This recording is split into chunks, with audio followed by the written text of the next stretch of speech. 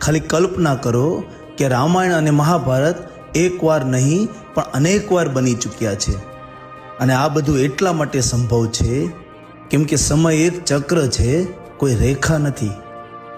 જ્યારે હું મહાવિષ્ણુ એક જ શ્વાસ લઉં છું ત્યારે એક નવો જ બ્રહ્માંડ જન્મ લે છે. અને આ બધા જ બ્રહ્માંડનો એક બ્રહ્મ હોય છે જેની આયુ હોય છે 100 બ્રહ્મા વર્ષ. એક બ્રહ્મા વર્ષમાં હોય છે 360 કલ્પ અને એક કલ્પમાં હોય છે 14 મન્વંતર. એક મન્વંતરમાં હોય છે 71 યુગ ચક્ર. અને આ પ્રત્યેક યુગ ચક્રમાં હોય છે સતયુગ, ત્રેતાયુગ, દ્વાપર યુગ અને કળયુગ. અને આ એક યુગ ચક્રની આયુ હોય છે 43 લાખ માનવ વર્ષ. તો હવે સવાલ એ છે કે આપણે અત્યારે કયા યુગમાં છીએ? તો આજ આપણે છીએ